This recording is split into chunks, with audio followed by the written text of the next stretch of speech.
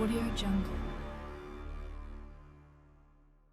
Graça e paz a todos os irmãos, sejam bem-vindos, queridos irmãos, a mais um estudo de lição de Escola Sabatina. É um prazer tê-los mais uma vez aqui conosco, nessa semana, para continuar esses belíssimos estudos que estamos fazendo.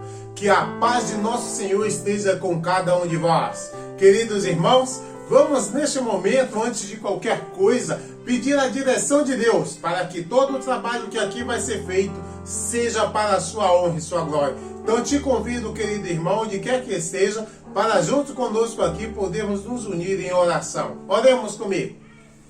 Pai Santo e misericordioso que habita nas mansões celestiais, peço a Ti, Senhor, obrigado por todas as Tuas bênçãos e também por essa rica oportunidade, ó Pai, que nos concede de estudar a Tua Palavra. Abençoa os nossos irmãos, abençoa todos os nossos internautas, para que o Espírito Santo de Deus possa estar contigo, com cada um deles, e que eles mais e mais possam ter o desejo de fazer a Tua santa vontade. É o que eu te peço, Senhor, nessa oportunidade, em nome de Cristo Jesus. Amém.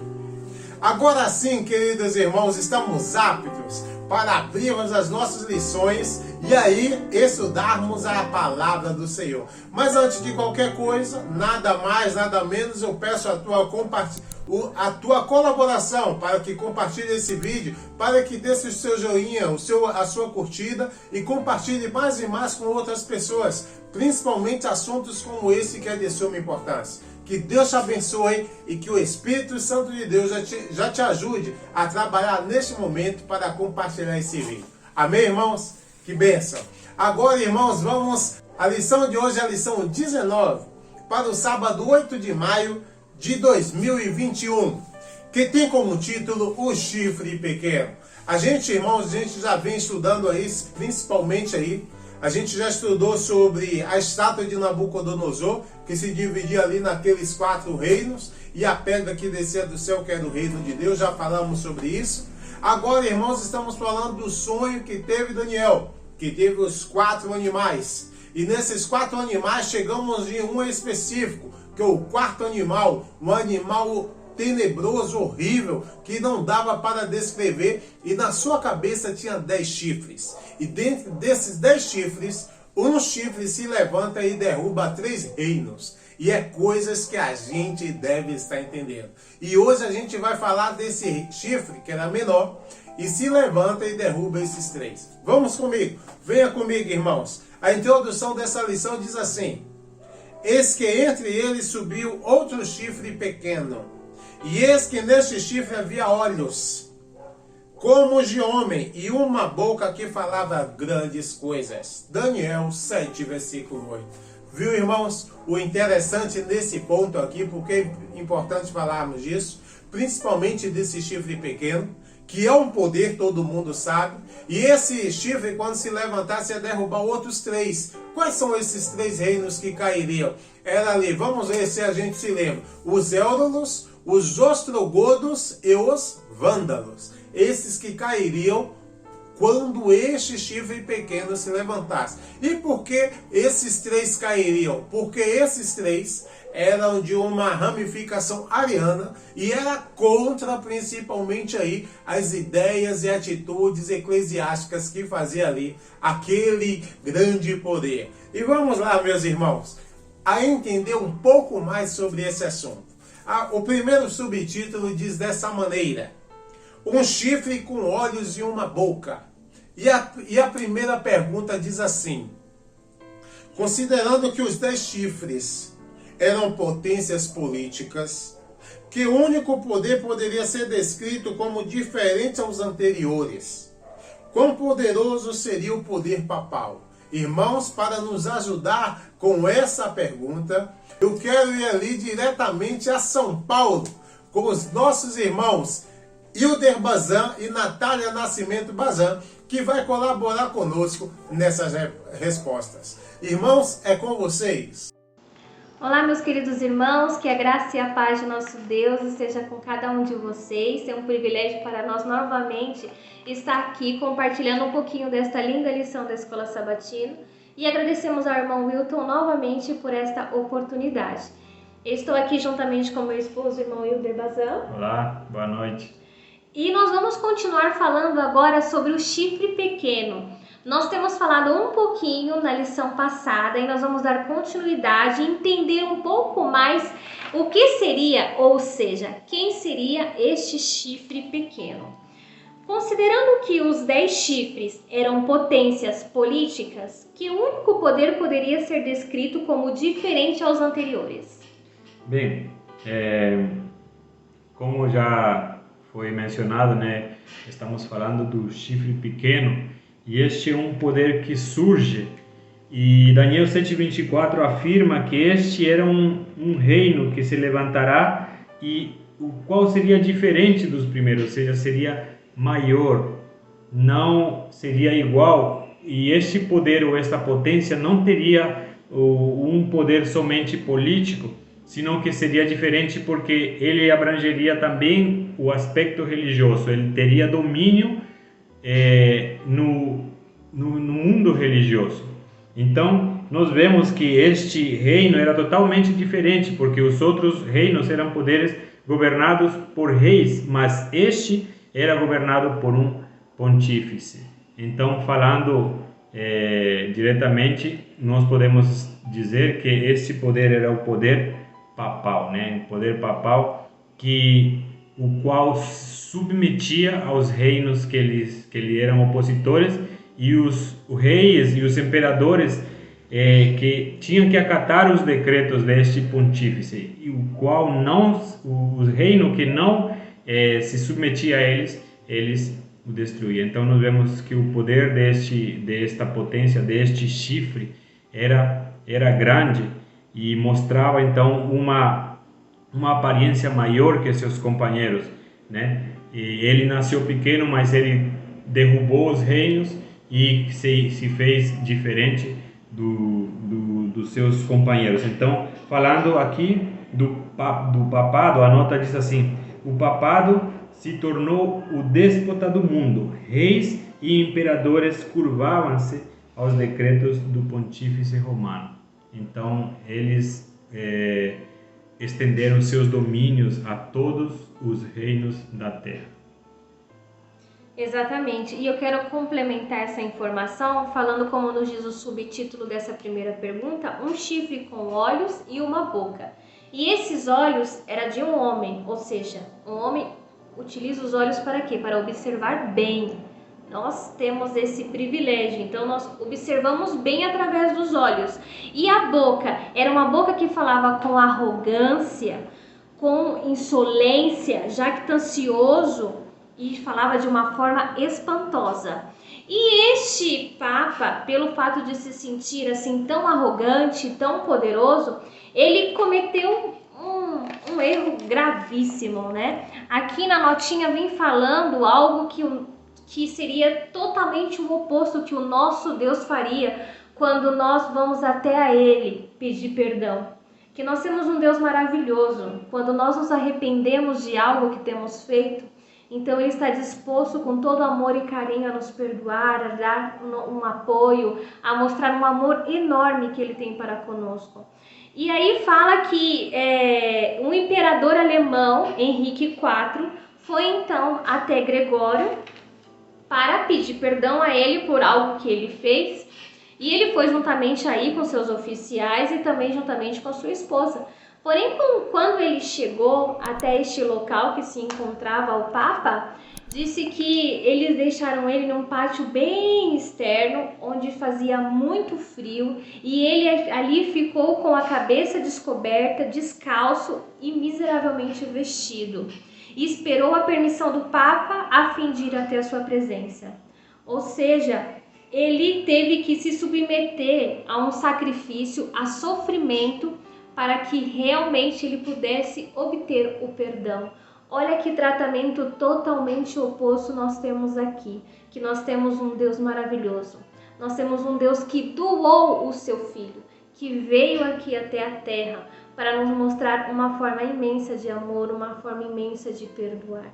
Então nós temos muito que agradecer a Deus por termos um Rei tão maravilhoso que é o nosso Deus.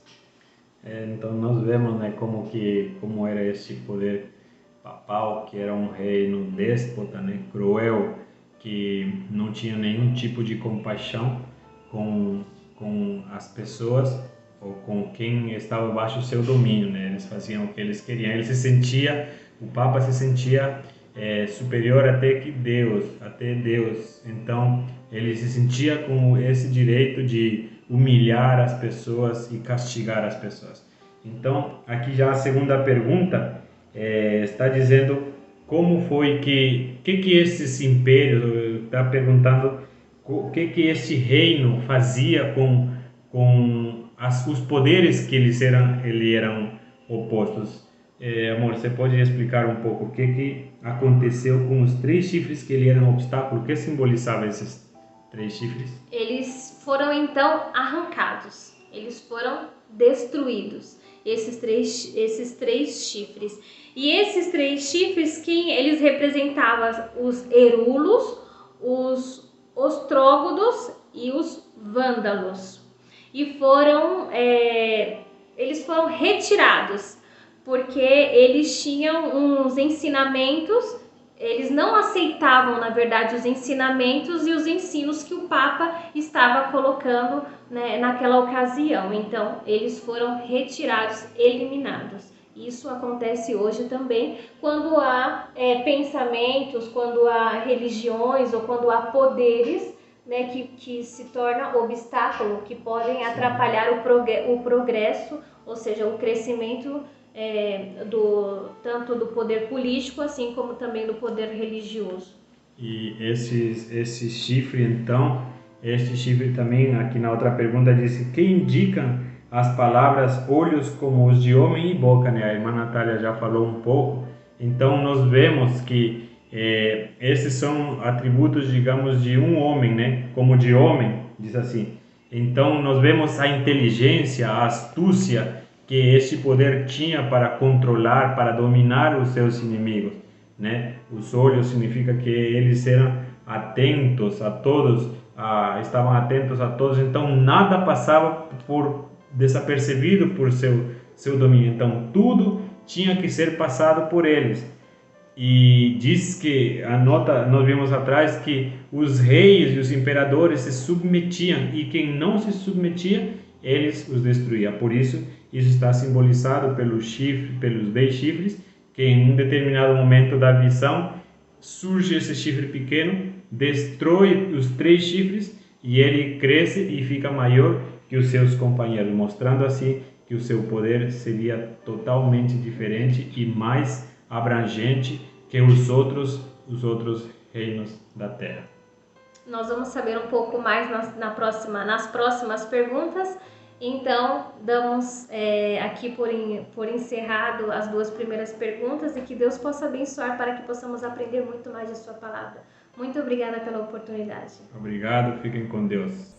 Muito obrigado, irmão Wilder. Muito obrigado, irmã Natália. Que Deus os abençoe mais e mais. E que a gente possa estar sempre desejoso, né, de compartilhar esse conhecimento para outras pessoas assim também compartilharem, e assim a gente crescendo mais e mais na palavra de Deus. A gente viu aqui, queridos irmãos, a resposta da pergunta 1 e também da pergunta número 2, a qual deixou bem claro para nós, né? Vamos aí dar uma ressalva rapidinho aí sobre essa primeira e segunda pergunta. Como disse aí, considerando que os 10 chifres eram potentes políticos, que o único poder poderia ser descrito como diferente de todos os anteriores, e a gente vê isso na história. O maravilhoso de estudar a palavra de Deus, principalmente as profecias, é que a gente pode ver isso na história. O que aconteceu, o que ainda vai acontecer, que está detalhadamente cada vez mais para cada um de nós. E é por isso que devemos entender. Então, de acordo com a palavra de Deus e de acordo com a história, como disse ali, o 4º reino que viria seria o reino de Roma. E agora, esse reino, como diz aí, né, só pode ser um poder, que é o poder papal. O poder romano ali, ele agora, juntamente com o poder civil e o poder religioso, agora tem aí esse Papa. O Papa que agora acaba liderando, ele acaba governando de uma forma muito diferente dos outros reinos.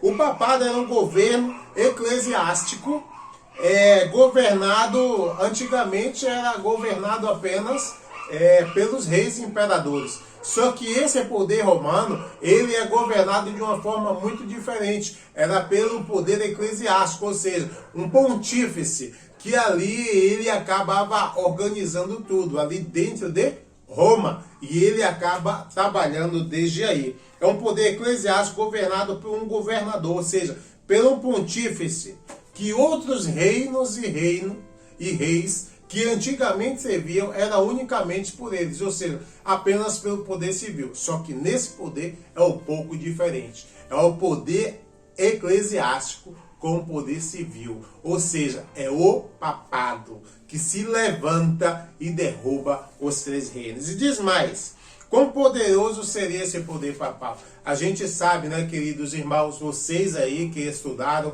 nos colégios, a gente viu aí muita coisa que fez o poder romano, o poder papal, com a sua autoridade, acabando se dizendo aí como o soberano de tudo, até um Deus na terra, né? A gente viu o que eles fizeram e foi bem explicado aí pelo nosso irmão Euler. Vamos aí à segunda pergunta rapidinho. O que aconteceu com os três chifres que eram o obstáculo? O obstáculo aí era os três chifres, ou seja, os três poderes que aí estavam contra este poder, que eram os Éudolos, os ostrogodos e os vândalos, que estavam contra esse poder. E o que foi que aconteceu com eles? Foi primeiramente derrubado, para que esse poder pudesse reinar aí tranquilamente, de acordo com a sua vontade. O que indica as palavras olhos como de homem e a boca. Os olhos aí, meus irmãos, a gente vê que se torna como um símbolo de inteligência. A maneira que contrastava contra os bárbaros daquele tempo, daquelas 10 tribos, que maiormente eram analfabetos. E o poder representado pelo chifre pequeno era notável por sua inteligência, sua perspicácia e sua previsão. É isso que significa. Irmãos, é algo para que a gente possa estar bem de olho, porque é isso que eles vêm fazendo, principalmente o poder romano. Desde o que aconteceu, a gente vai ver logo o que aconteceu, na quinta pergunta, se eu não me engano, o que aconteceu com esse poder e a ferida, se ela já foi sarada ou não. A gente vai ver um pouco mais sobre isso nas próximas perguntas. Muito obrigado, irmãos, e vamos aí à terceira pergunta nesta oportunidade.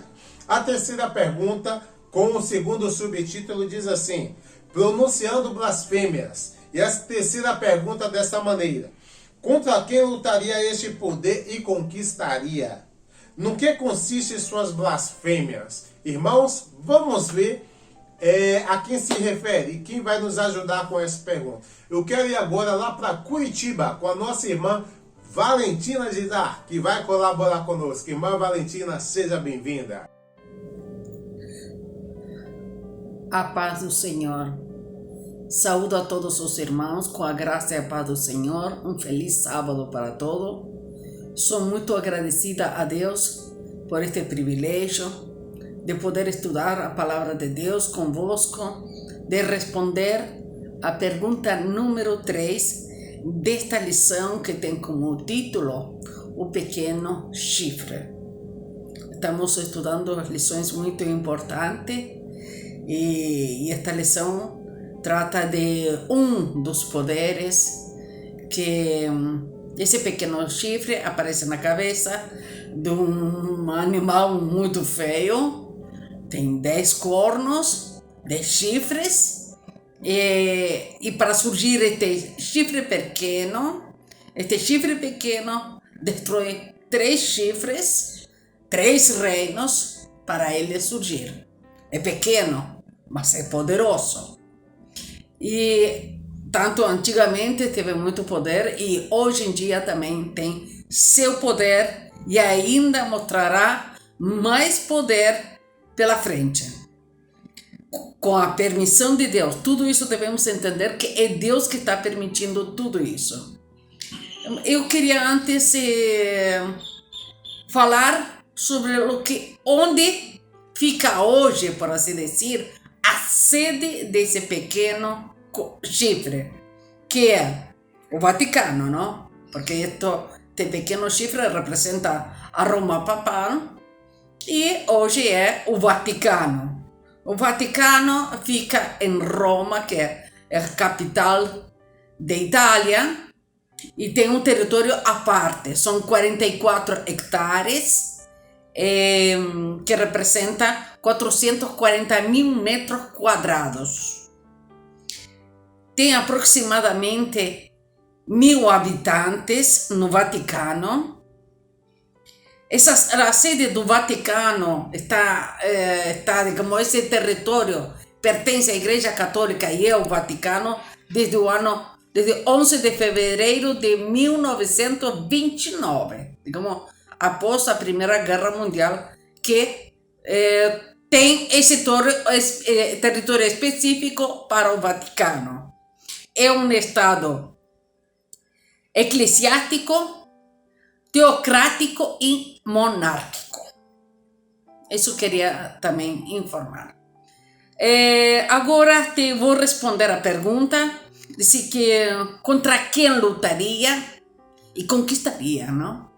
Com a permissão de Deus, este chifre pequeno lutou contra os cristãos, contra os santos do Altíssimo, e destruiu, e perseguiu, e matou muitos cristãos, muitos cristãos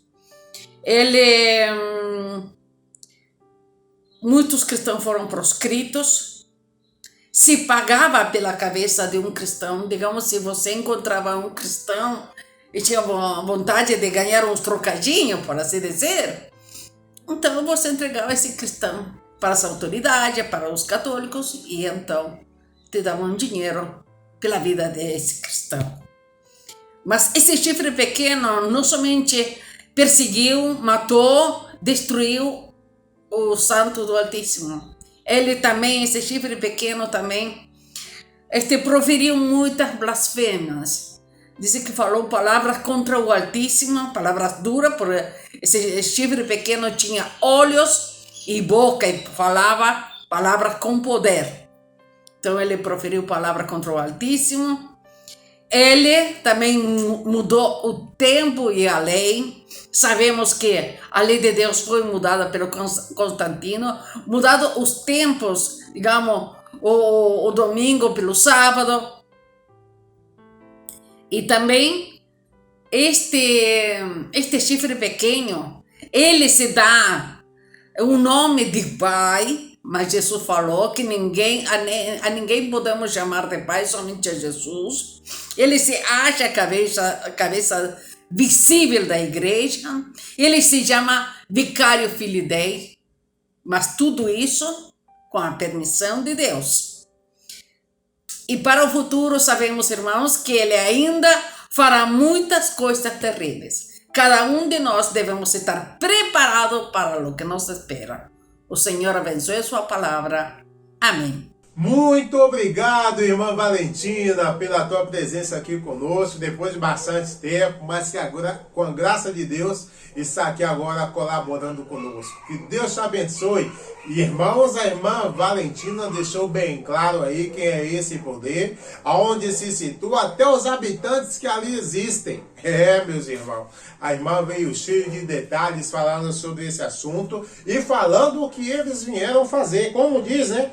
Contra quem lutaria este poder e conquistaria? Eles vieram lutando, principalmente contra quem? Olha o que diz aí, o que a irmã falou, está escrito. Fazendo guerra contra os santos e prevaleceu contra eles. Meus irmãos, este poder se levanta contra os santos de Deus e tenta derrubá-los até a morte, como fez com muitas pessoas. Só que o erro deles é que esqueciam que quanto mais a palavra de Deus iam falar e mais derramava-se o sangue, mais o povo do Senhor ia crescendo. Mas meus irmãos, eles vieram aí lutando mais e mais contra o poder de Deus. No que consistem suas blasfêmias? A irmã Valentina deixou isso bem claro para nós. As blasfêmias que este poder levantaria são grandes, não são poucos. Dizendo que, aqui na nota diz bem assim, ó, uma das principais doutrinas do catolicismo é que o Papa é a cabeça visível da Igreja Universal de Cristo. Da onde foi que eles inventaram isso? lá deles mesmo, né? Das suas teorias, das suas doutrinas, porque nenhum discípulo falou isso, nem Jesus falou isso, mas agora eles se dizem isso. E vamos ver mais blasfêmias. Investido de autoridade suprema sobre os bispos e pastores em todas as partes do mundo. Mais do que isso, tem se dado ao Papa os próprios títulos de divindade. Olha só, meus irmãos, as blasfêmias que essa boca, que esse chifre teria, de falar que eles são o próprio Deus da terra. Olha que situação. Tem sido intitulado Senhor Deus, o Papa, e foi declarado infalível. Olha que situação terrível, meus irmãos. Eram muitas blasfêmias que eles inventaram e tentam aí fazer com que muitas pessoas acreditem ainda nessa história de carochinha, nessa história que faz com que muitas pessoas rendam-se aos seus pés e beijem suas mãos e seus pés. Infelizmente é desta maneira. E diz mais, exige ele a homenagem de todos os homens, a mesma pretensão em que insistia Satanás. Olha só, a mesma coisa que Satanás queria, quando Satanás tentou Cristo ali no deserto, ele vem, prostra-se aos meus pés, e eu te dei todas as coisas desse reino. Esse reino acaba dizendo que tudo é dele, é o Deus na terra, e queria que todos se prostrem aos seus pés. Igualzinho, não tem diferença não. No deserto da tentação, Satanás fez a mesma coisa. Ele ainda a encarece mediante a igreja de Roma. E enorme número de pessoas estão prontas para render-lhe homenagem. Meus irmãos. E tem muitas e mais blasfêmias, como se dizendo que eles podem expurgar aí os pecados das pessoas, como eles se dizem aí que podem fazer todas as coisas como o Deus da terra. E são blasfêmias e mais blasfêmias que esse reino levantaria. E vem fazendo até os dias de hoje. E vamos mais, para que a gente não se atente apenas nessas atrocidades, mas que a gente possa entender mais atrocidades ainda, o que fez este terrível poder, essa terrível besta, esse terrível poder que se levantou sobre a terra. Vamos lá, ao terceiro subtítulo, que diz assim: tentativa de mudar a lei de Deus. Olha, meus irmãos, mais um absurdo muito claro que vem tentando fazer esse poder. Mas enquanto ainda estiver fiéis nesse mundo, estaremos lutando e prevalecendo aí nos caminhos do Senhor. Amém? Vamos para isso. Quarta pergunta. O que disse Jesus sobre a lei de Deus? Contrariamente ao ensino de Jesus, o que declarou a profecia que o papado tentaria fazer? Para nos ajudar nessa pergunta, eu vou convidar aí o nosso irmão Rafael, ali de São Paulo, para colaborar conosco. Irmão Rafael, seja bem-vindo mais uma vez. Olá, que a graça e a paz do nosso Senhor Jesus Cristo esteja com todos, amém? Pergunta de número 4, da lição de quarta-feira, que tem por subtítulo Tentativa de mudar a lei de Deus. O que disse Jesus sobre a lei de Deus? O nosso Senhor Jesus Cristo, nós sabemos bem a história dele, que história maravilhosa, de cumprimento da lei. Ele mostra que os céus e a terra, até que os céus e a terra passem, nem um jota ou um tio da lei iria ser omitido, seria mudado, seria tirado. Porque a importância de cumprimento dessa lei é a salvação das nossas almas. Por isso a lei é eterna. Mas as profecias, na pergunta seguinte, na parte seguinte da mesma pergunta, as profecias mostram que nem sempre seriam assim. Uma parte da história do mundo nos revela isso. E essa parte aconteceu em 1563, no Concílio de Trento, realizado pela Igreja Católica, em que eles se uniram para rebater os grandes reformadores da época. Reformadores como Martim Lutero, que tinha escrito e estava famoso por suas 95 teses, em que apresentava fortemente ideias contra os conceitos da Igreja Católica. E através desse concílio, eles instituíram coisas novas, ideias e dogmas que iriam dirigir a Igreja Católica até os dias de hoje. Algumas dessas coisas nós conhecemos bem, como a mudança da Bíblia em que eles acabaram colocando os livros apócrifos, acrescentando, né, aos livros canônicos, para que pudessem preencher as ideias que corroboram com os seus conceitos de ideias como adoração de imagem, ou culto aos mortos. Outra dessas coisas que aconteceu foram a mudança da lei de Deus. E nessa mudança da lei de Deus, eles fizeram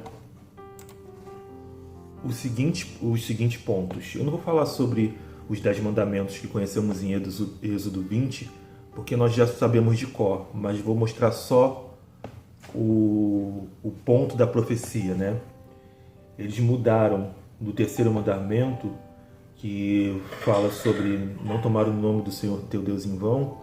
Eles mudaram para honra pai e mãe. O quarto guarda domingos e festa. O quarto mandamento eles mudaram para honra pai e mãe. E aí o quinto, sexto, sétimo eles foram acrescentando. Mas o nono e o 10º mandamento, eles pegaram o 10º mandamento de Deus, dividiram em 2, que era não cobiçarás a casa do teu próximo, nem a mulher do teu próximo, e transformaram o nono em não desejar a mulher do próximo, e o 10º não cobiçar as coisas alheias. E assim mudaram a lei de Deus, exatamente como diz a profecia. E no grande conflito, a serva do Senhor diz o seguinte sobre isso: é apresentada a mudança intencional, com deliberação, cuidará em mudar os tempos e a lei. A mudança no quarto mandamento cumpre exatamente a profecia.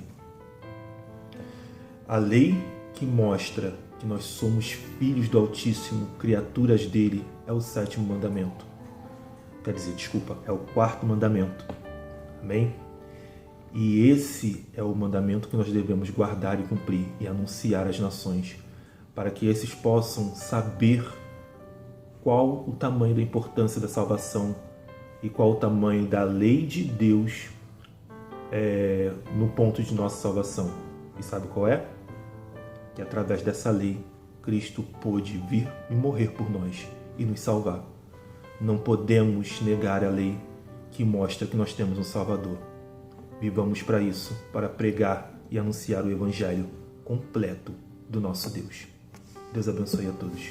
Muito obrigado, irmão Rafael, pela tua presença aqui conosco, pelo teu aporte mais uma vez, riquíssimos aportes para dizer aí, né? Irmãos, que Deus te abençoe. Irmão, que Deus te abençoe. Aqui, irmãos, a gente vê, né? A ousadia daquele chifre pequeno, deste poder que se levantaria. Olha só o que disse Jesus, vou deixar bem claro, assim diz as Escrituras. Porque em verdade vos digo que até que céu e a terra passem, nem um jota ou um tio se eu me tirar da lei, sem que tudo seja cumprido. E diz mais, lá em Lucas 16:17, e é mais fácil passar o céu e a terra do que cair um tio da lei. Olha, meus irmãos, olha só, respondendo aí, o que disse Jesus sobre a lei de Deus, que essa não pode ser o quê? Mudada. A lei de Deus que estamos falando aqui é os 10 mandamentos que Deus escreveu com seu próprio dedo e deu a Moisés para que Moisés mostrasse a todo o povo.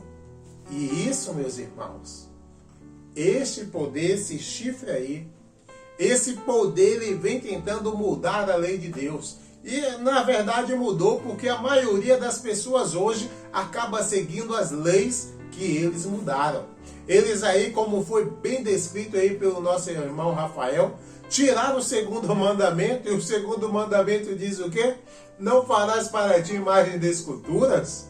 E nem a eles renderes culto. E o que é que mais se tem aí neste poder? E a seu comércio é tão grande para a veneração de quê? De imagens. Olha que absurdo que esse poder veio fazer. Irmãos, isso é bem claro, porque diz Daniel 7, versículo 25, que esse poder cuidaria de mudar o quê? Os tempos e a lei. E ele veio fazendo isso, não só no segundo mandamento, mas o quarto mandamento, que ali diz, lembra-te do dia de sábado para o santificar, agora foi mudado mudou aí para guardar os domingos e festas. E quem fez isso? Quem fez isso, queridos irmãos? Dia 7 de março. Põe aí no Google e vocês vão saber. Quem foi que fez isso? Dia 7 de março do ano 321, para que unisse aí, que existia guerra aí no tempo de Constantino, claro, principalmente entre os cristãos e o povo pagão, principalmente entre o governo romano e o governo eclesiásticos. E aí eles tinham grandes problemas. E aí Constantino diz o que? Vamos guardar agora em vez do... Não, ele não disse em vez do sábado, mas que guardasse o domingo também, como o dia reverenciado ao Deus do Sol, o dia que os romanos adoravam. E aí agora ficou se guardando 2 dias, o sábado e o domingo, e cada vez mais pesando-se sobre o sábado para que os domingos fossem dia de festas. Isso, irmão. E tem muito mais sobre isso. Eles mudaram isso também. E o mundo hoje cristão, que dizem que não adoram imagens, mas acabam aceitando a mudança do quarto mandamento. Ou seja, aceitando esse poder. Por isso que dizemos que tentaram aí, que eles prevaleceram contra os santos. Porque o povo que se diz hoje de Deus, a cristandade em geral, acaba seguindo o poder romano. Infelizmente é assim. Mas irmãos, a gente vai aprender muito mais sobre isso, né? E diz mais, eles tentariam mudar a lei de Deus. Mas existe um povo ainda que está lutando e está prevalecendo nos caminhos do Senhor, para que a palavra de Deus seja o quê? Cumprida. Porque não adianta dizer que guarda um mandamento ou outro. O que é que diz Tiago 2,10? Aquele que diz que guardar toda a lei e tropeçar em um só ponto é culpado de todos. E esses 10 mandamentos lá de Êxodo 20 foi dado para todas as pessoas. E não foi apenas para o povo de Israel, como muita gente diz, que o sábado era o povo de Israel. Esquece que Êxodo 2:3, ali foi dado para quem? Que Deus abençoou, o 7º dia o abençoou para todos ali, desde Gênesis. E quem é que estava ali? Adão e Eva. Era eles israelitas? De maneira nenhuma. Não deixe, meus irmãos, que as pessoas continuem vos enganando, mas que você possa ser fiel à vontade do Senhor e guarde mais e mais a vontade de Deus como Ele quer. Amém, queridos irmãos? Vamos aí agora à 5ª pergunta nesta oportunidade. E diz assim o próximo subtítulo: um longo período de supremacia. Sim, foi um longo período. E vamos ver por quanto tempo essa supremacia papal foi grande. Vamos ver a 5ª pergunta. De acordo a que pauta se calcula o tempo profético? Por quanto tempo exercitaria o papado o seu poder perseguidor? Meus irmãos, a coisa aqui foi séria.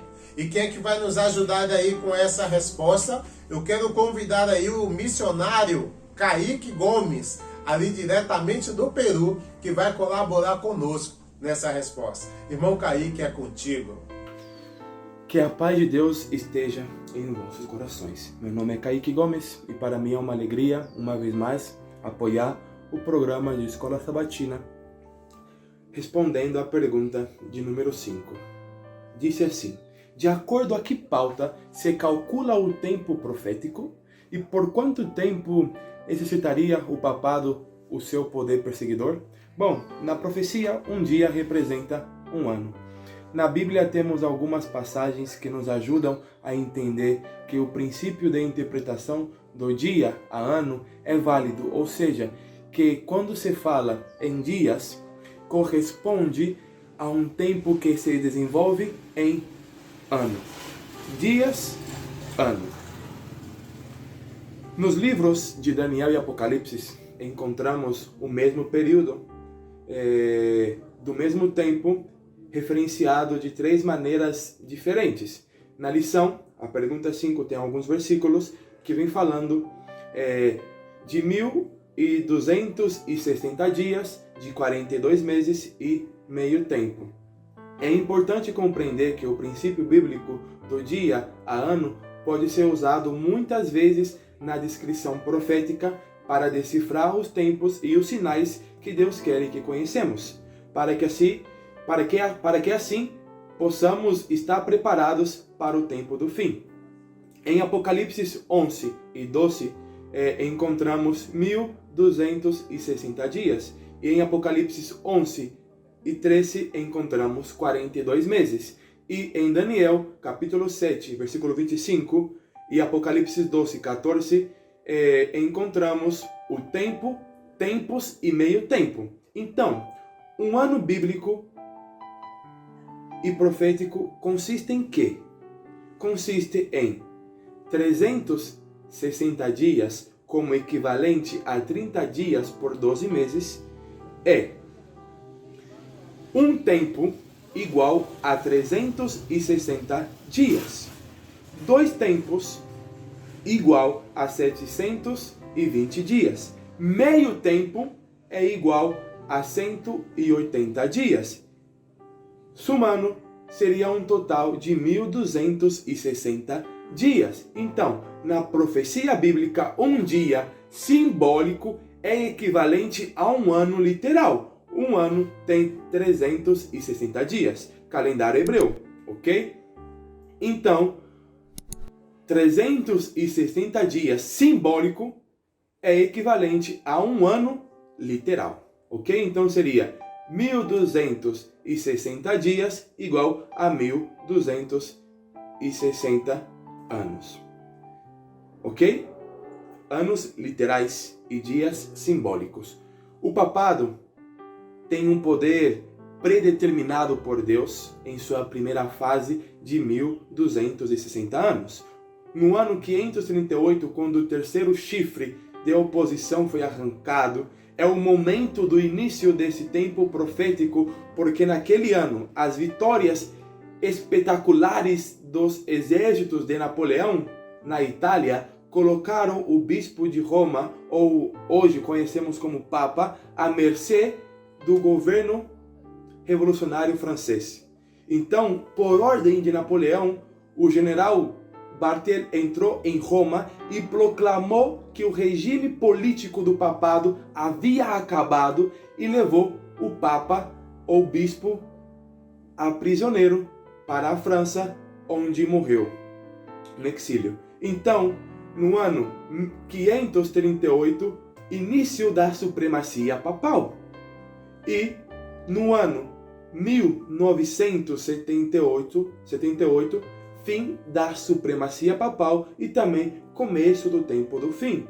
Então, do ano 538 a 1778, duração de 1260 anos. 538, início da supremacia papal. 1778, fim da supremacia papal. Ok? Então, apreciados irmãos, o período profético do chifre pequeno narrado em Daniel 7, capítulo 8, adelante, podem nos servir como exemplo de interpretação profética dia e ano encontradas em Daniel 8:14, quando fala dos 2.300 dias e noites e manhãs, e também possamos encontrar em Daniel 9:24, onde fala das 70 semanas ou 490 dias. E também em Apocalipse 11:9, onde fala 3 dias e meio. Que o Senhor nos abençoe e que podamos cada dia compreender um pouco mais sobre a profecia. É o meu desejo em Cristo Jesus. Amém. Muito obrigado, irmão Kaique, que Deus te abençoe, abençoe o teu ministério e que o irmão esteja sempre aí mais e mais estudando a palavra do Senhor para levar essas verdades a tantas pessoas que estão aí sendo enganadas por esse poder que até hoje prevalece e que a gente possa estar levantando a bandeira da verdade em todos os lugares. Amém, meu irmão? Que Deus te abençoe. Aqui a gente já viu, né, como se calcula o tempo de acordo com Ezequiel, de acordo também Números, que é cada vez um dia por ano. Ou seja, profeticamente um dia profético é igual a um ano. E aqui, por quanto tempo estaria o papado, seu poder perseguidor? Muito bem respondido aí pelo nosso irmão Kaique, é o que? 1260 dias, profeticamente 1260 anos. Muito obrigado, querido irmão, por esse aporte que nos deu. E aqui na notinha diz mais, ó. Os 1260 anos da supremacia papal começaram em 538 de nossa era e terminaram, portanto, em 1798. Nessa ocasião, o exército francês entrou em Roma e tomou prisioneiro o Papa. Como é o nome desse Papa? Pio VI, que morreu no exílio, posto que logo depois fosse eleito um novo Papa, ou seja, o poder aí se levando novamente, mas não como era antes. A hierarquia papal nunca mais pôde ser, então, exercer o poder como antes possuíra. Que antes eles que mandavam, os reis sujeitavam a ele. Hoje o poder aí vem se levantando novamente. E é profeticamente que isso aconteça. Que essa ferida seja curada. E eles venham aí para fazer mais e buscar contra quem? O povo de Deus. Mas, irmão, que a gente possa estar ciente de estar confiante na palavra do Senhor e nas bênçãos que Ele tem. Que mesmo que formos sofrer nos caminhos do Senhor, que a gente possa ir fazer confiando nas bênçãos que o Senhor tem dado a seus filhos. Amém? Que Deus nos abençoe, irmãos. Vamos, queridos irmãos, à sexta pergunta nesta oportunidade, que diz assim: em sua misericórdia, o que fez Deus por seu povo? Como o conforta hoje em dia? Para nos colaborar aí com essa resposta, eu também quero convidar mais uma missionária, ali também de Peru, a nossa irmã Marina Sibaldi, que vai colaborar conosco nessa oportunidade. Irmã Marina, é contigo. Olá! Saludo com a paz e a graça do nosso Senhor Jesus. Quem está falando com vocês é a sua irmã em Cristo, Marina Sibaldi Carneiro. E o faço desde a cidade de Sapuçoa, localizado na selva oriente peruana. Bom, aproveito a oportunidade para mandar os saludos dos irmãos aqui da selva. Chegamos então à pergunta de número 6. Essa pergunta pode ser dividida em duas partes. A primeira, que Deus fez pelo seu povo no passado, durante um período de grande tribulação e perseguição, e o que Deus faz por nós, seu povo, hoje e fará até os últimos dias. Bom, respondendo a primeira parte da pergunta número 6, o que Deus fez pelo seu povo no passado, devido à sua misericórdia, a gente tem como base dois textos bíblicos, Daniel 11:34 e Mateus 24. Bom, o texto de Daniel 11:34 tem algumas palavras que eu gostaria de frisar, que é quando diz que foram ajudados com um pequeno socorro. Agora, como a gente pode entender, esse pequeno socorro? Para a gente poder entender um pouquinho melhor a providência divina para o seu povo durante esse período, que compreendeu a idade, principalmente a Idade Média, mas começando desde 538 a 1798, a gente vai ter que recorrer à história. Sim, isso mesmo.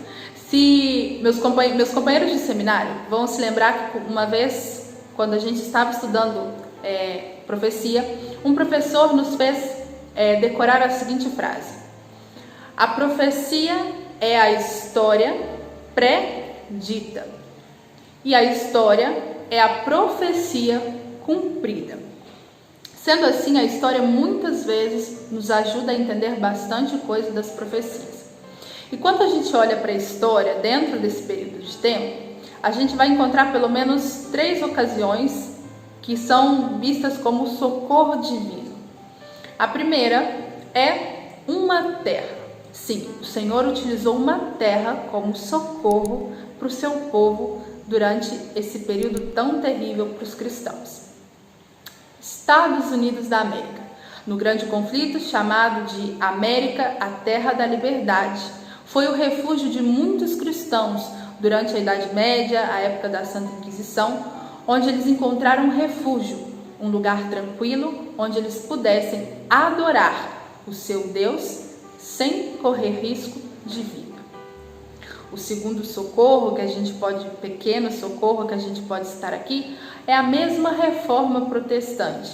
Sim, depois que Martinho Lutero pregonou as 95 teses de justificação pela fé na porta da igreja de Wittenberg, a gente vê que houve um despertar também muito grande na Europa, né?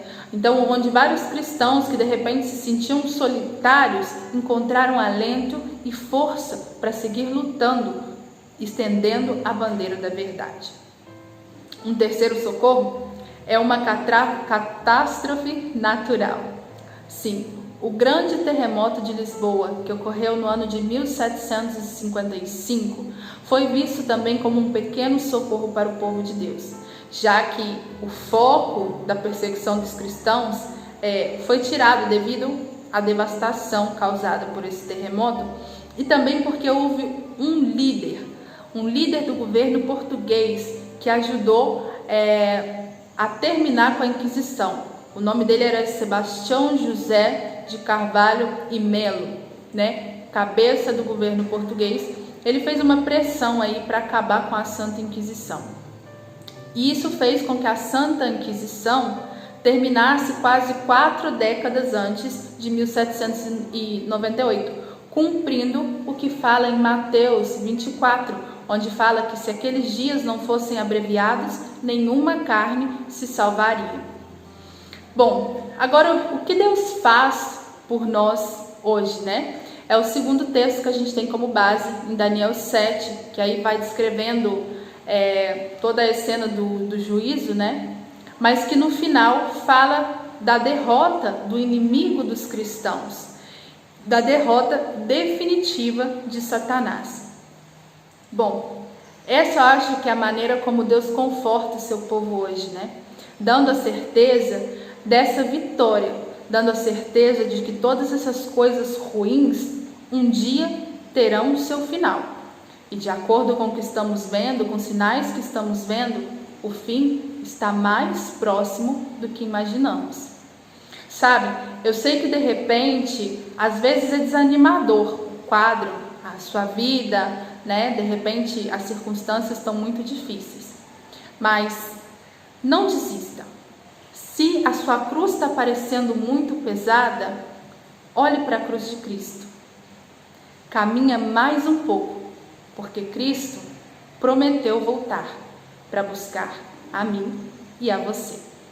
Espero ter ajudado, que o Senhor abençoe sua palavra e o estudo dessa lição.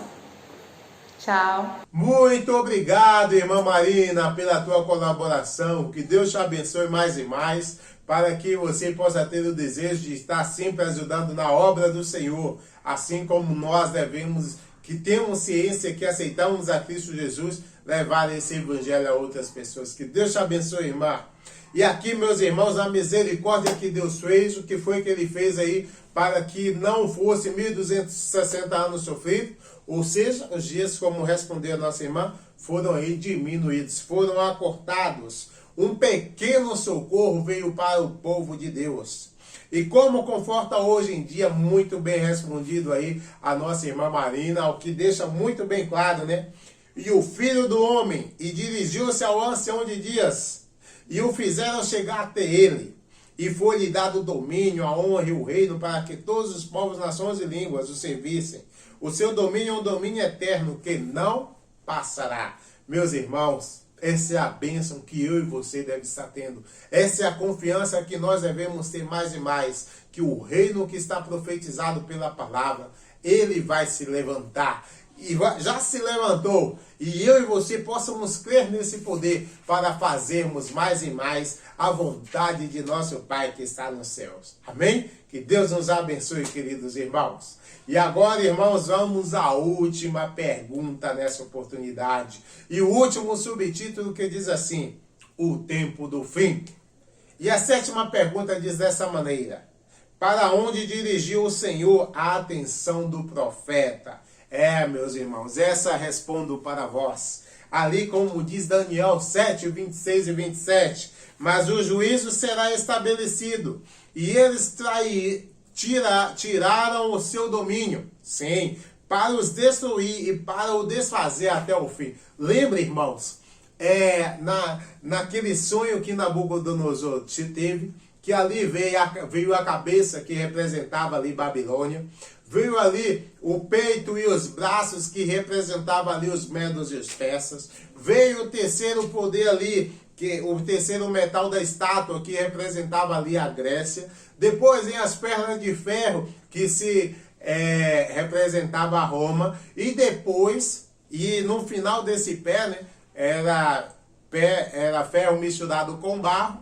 E aí vem uma pedra que vem do céu e corta esses bem ali naquele lugar, naquele ponto mais fraco da estátua. E destrói todos os reinos. Esse reino, meu irmão, é o reino de Cristo. E é esse reino, meu irmão, que eu e você deve estar confiando mais e mais. É esse reino que eu e você deve estar honrando a vontade do Senhor e lutando mais e mais para prevalecermos nos caminhos de Deus. Queridos irmãos, que Deus te abençoe para que possamos estar em pé, estudando as suas palavras e indo contra o sistema, contra este poder que ainda reina e vem fazendo com que muitas pessoas adequem à sua própria vontade, aquele que vem usurpando o poder de Deus. Que eu e você possa lutar contra isso e estar firme na vontade de Deus, de acordo com a palavra do Senhor. Amém, meus irmãos? Aqui finalizamos essa lição. Lembrando, irmãos, que teremos um relatório missionário da União da Tanzânia, que possa ser lido em vossas igrejas, para uma oferta especial para o próximo sábado. Tá bem, meus irmãos? Que Deus te abençoe e que eu e você possa estar confiante mais e mais nas bênçãos de Deus. Te convido mais uma vez a, nessa oportunidade, fazermos mais uma oração ao Senhor. Pai Santo e Eterno que habita nas mansões celestiais, obrigado, Pai, pelas tuas bênçãos e oportunidade de estudar a tua palavra. Abençoa nossos irmãos onde quer que estejam e que possamos estar firmes em tua palavra, seguindo a ti, ó Pai, de acordo com o Senhor nos ensinou. Te peço a tua direção sobre mim e sobre todos os internautas que aqui estão ouvindo a tua palavra, que teu Espírito os abençoe. Em nome de Cristo Jesus. Amém. E agora, meus irmãos, até a próxima oportunidade. Até a semana que vem.